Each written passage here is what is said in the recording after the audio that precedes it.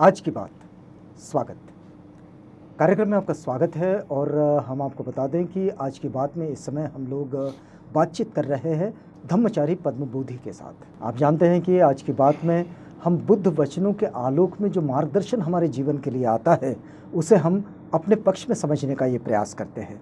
आपने देखा कि पिछली कड़ी में धम्मचारी पद्मबोधि का ये कहना कि जब कभी मैत्री ये दुख के साथ जुड़ जाती है तो फिर वो अपने आप में करुणा बन जाती है। हम जानना चाहेंगे धम्मचारी पद्मबोधि कि यदि मान लीजिए कि जब मैत्री सुख के साथ जुड़ जाती है, मतलब जो वेदनाएं हैं, जो संवेदनाएं हैं, जो भावनाएं हैं, यदि वो सुखद है, दुखद है तो वो करुणा बन गई, लेकिन अगर वो सुखद है तो मैत्री अगर सुख के संपर्क में आती है जी, आनंद के संपर्क में, तो मुदिता का रूप धारण करती है। इसको क्या समझे? ये देखिए, अगर मेरे मन में मैत्री नहीं है जी, मित्रता नहीं है, मेत्ता जिसको पाली में कहते हैं, तो मैं किसी को भी मदद नहीं कर पाऊँगा, किसी की सहायता नहीं कर पाऊँगा, किसी के दुख में मैं दौड़ कर उसकी मदद नहीं कर पाऊँगा।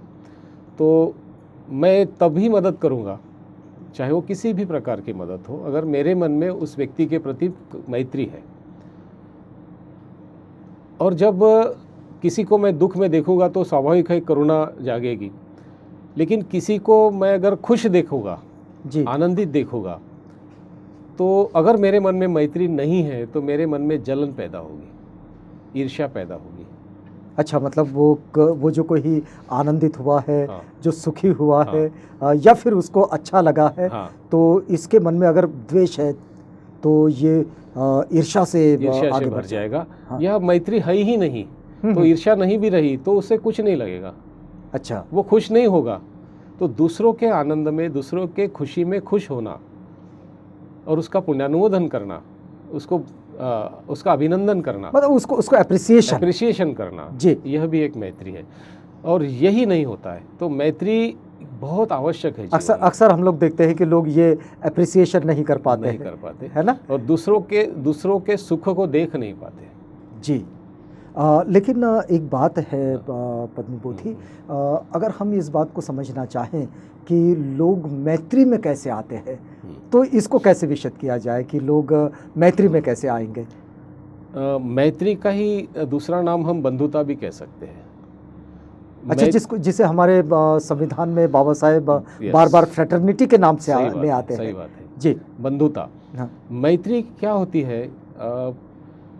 मैत्री यह विकसित करना पड़ता है जी, और मैत्री का करीबी जो शत्रु है जिसे प्रेम कहते हैं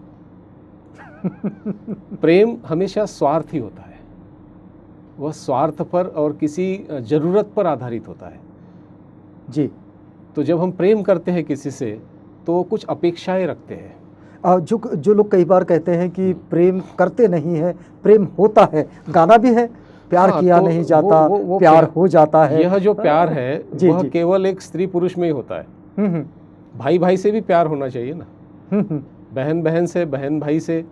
तो जो प्रेम बताया जाता है वह केवल एक स्त्री का एक पुरुष के साथ, और वो प्यार होता है इसलिए उसको अंधा भी कहते हैं, अंधा प्यार। वह विशिष्ट परिस्थिति पर आधारित होता है, बाहरी आकर्षण पर ज़्यादा निर्भर होता है। आप किस चीज़ की बात कर रहे हैं? प्यार की बात कर रहा हूँ, जो आज जिस प्यार का जिक्र आपने किया फिल्मों में या नहीं जगह। लेकिन मैत्री जो होती है वह निस्वार्थ होती है जी। अगर किसी ने उसमें अपेक्षा नहीं होती किसी से, और मैत्री भावना इतनी उदात्त है, इतनी ट्रांसेंडेंटल है। बुद्ध मैत्री से भरे हुए थे। बुद्ध मैत्री में हम भेद नहीं करते, हम आप पर भेद के परे चले जाते हैं। ये मेरा, ये दूसरा, ये पराया, ऐसा भेद नहीं होता मैत्री में। तो मैत्री ऐसी है कि दूसरों के कल्याण की, दूसरों के सुख की निस्वार्थ भावना, जिसका नाम मैत्री है जी। बुद्ध ने कर्णीय मेत्त सूत्र में बड़ी अच्छी व्याख्या की है मैत्री की जी। वे कहते हैं कि जिस प्रकार कोई माता अपने एकलौते औरस पुत्र को पुत्र की समय आने पर अपने प्राण का बलिदान देकर भी उसकी रक्षा करती है, अपने प्राणों की आहुति देकर भी उसकी रक्षा करती है। उसी तरह सभी जीवों के प्रति मैत्री भाव रखें।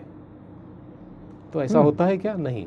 हम केवल अपना भाई, अपने बच्चे, अपनी बीवी, अपना जो भी समूह है उन तक ही हमारी मैत्री होती है। वो भी मैत्री नहीं होती, प्रेम होता है। बुद्ध की मैत्री समूचे जीवों तक, केवल मनुष्य मात्र तक ही नहीं, समूचे जीवों तक। इतना ही नहीं तो पेड़ पौधों को भी जीव है, यह सिद्ध हुआ है। लेकिन तो उनके प्रति भी, और एक बात बताना चाहूँगा कि बाबा साहब के हृदय का हर एक कोना ऐसी ही मैत्री से भरपूर, ऐसा भरा हुआ था। और इसीलिए बाबा साहब ने सब पर मैत्री की। उन्होंने कभी ये फ़र्क नहीं किया कि ये अछूत है तो इनके हित की मैं बात करूँगा। उन्होंने हिंदू कोड बिल लिखा, सभी महिलाओं के प्रति उनके कल्याण की बात की। उन्होंने संविधान लिखा, तो वहाँ केवल अछूतों का ही भला नहीं है, तो जो भी स्पृश्य है, अस्पृश्य है, सवर्ण है, सबके कल्याण की बात उन्होंने कही। सबके कल्याण के लिए उन्होंने कार्य किया।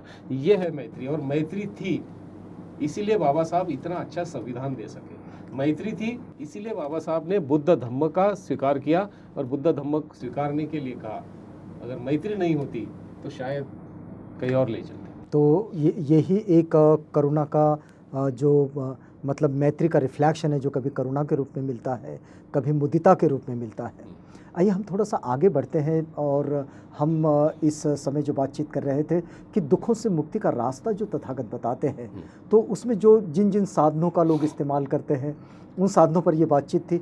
कुछ लोग कहते हैं कि भाई शीलों का अभ्यास ये ही सबसे महत्वपूर्ण है। आपको क्या लगता है कि क्या शीलों का अभ्यास ही महत्वपूर्ण है, या फिर जो कोई ध्यान का मार्ग स्वीकारते हैं, या फिर कोई सोचता है कि नहीं पूजा पाठ ज़्यादा बेहतर है? आपको क्या लगता है?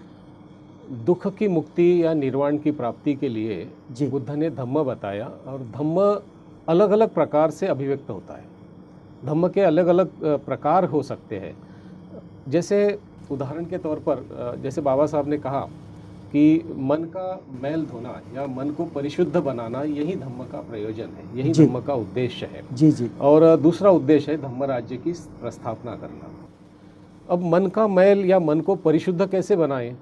तो मन को परिशुद्ध बनाना है, इसका मतलब मन कहीं ना कहीं मैला है। तो किस बात से मैला है? तो ऊपरी तौर पर देखा जाए तो लोभ, मोह, द्वेष है, अज्ञान है, इससे भरा है। और हमेशा हम उसी से कार्य करते हैं। अब यह जो बाकी है, ध्यान है, शीलों का आचरण है, या पूजा है, यह सब जो चीज़ें हैं यह धम्म है। और इससे क्या होता है, हम एक उदाहरण ले सकते हैं कि शिलाचरण से क्या होता है। तो बुद्ध ने ये प्रारंभिक तैयारी है धम्म को समझने की। पहले तो हमें धम्म क्या है ये समझना पड़ेगा। तो धम्म क्या है, अगर इसे समझना हो तो एक शब्द में कैसे समझे, एक वाक्य में कैसे समझे? एक वाक्य में तो बाबा साहब ने स्पष्ट कहा है कि धम्म का अर्थ है नीतिमत्ता, नैतिकता, और नैतिकता ही धम्म है। या फिर एक इंसान, यानी कि मॉरलिटी, एथिक्स, या एक इंसान का दूसरे इंसान के साथ इंसानियत का व्यवहार, इंसानियत का नाता, यही धम्म है। एक व्यक्ति का दूसरे व्यक्ति के साथ इंसानियत का नाता, बस यही धम्म है। और धम्म को अगर दूसरे शब्दों में कहें तो नैतिकता के बदले रखा जा सकता है। या तो नैतिकता कहें या तो धम्म कहें, दोनों एक ही शब्द। आज के बाद में इस समय हम लोग बातचीत कर रहे थे धम्मचारी पद्मबोधि के साथ। इसी बातचीत को आगे बढ़ाएंगे, लेकिन यहाँ हमें रुकना होगा क्योंकि ये वक्त पूरा होता है। तो अब आज की बात में इजाज़त दीजिएगा। रुकते हैं इस वादे के साथ कि कल आपसे पुनः भेंट होगी, जब हम धम्मचारी पद्मबोधि के साथ इसी बातचीत को आगे बढ़ाएंगे।